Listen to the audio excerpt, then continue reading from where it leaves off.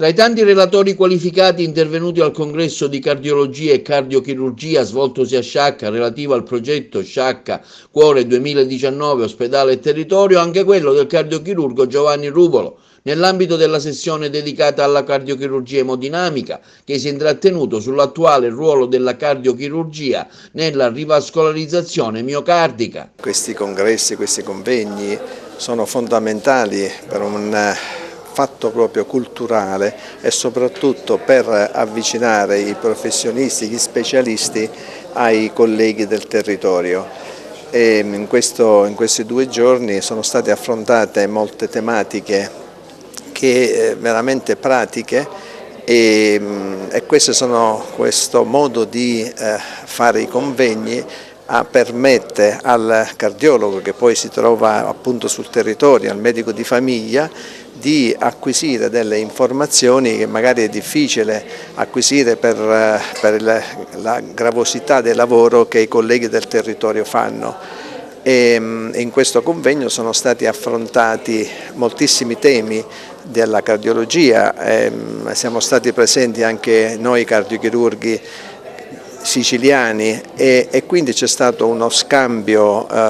di vedute, uno scambio di opinioni su alcune tematiche che al momento non hanno un consenso unanimo, in particolare sul discorso delle sostituzioni valvolari, perché sostituzione valvolare tradizionale oppure attraverso sistemi alternativi, ecco, bisogna far passare il concetto che la terapia medica, la terapia chirurgica, la terapia cardiologica non sono terapie in alternativa uno contro l'altro, ma sono terapie complementari e il compito di noi medici, di noi cardiochirurghi, dei cardiologi è quello di discutere e personalizzare ogni terapia al singolo paziente, perché non bisogna pensare a fare la prima donna, ma a fare l'interesse del malato, che è quello. Il paziente cosa vuole? Vuole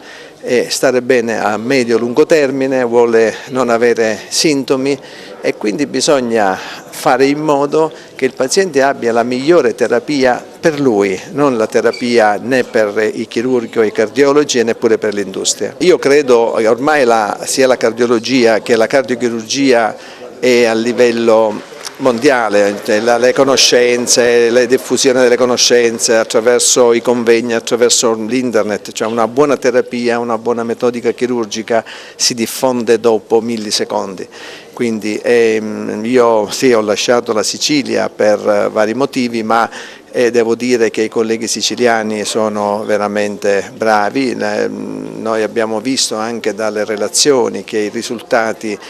che hanno i siciliani, che abbiamo nel resto dell'Italia, sono sovrapponibili ai risultati che si hanno in tutto il mondo.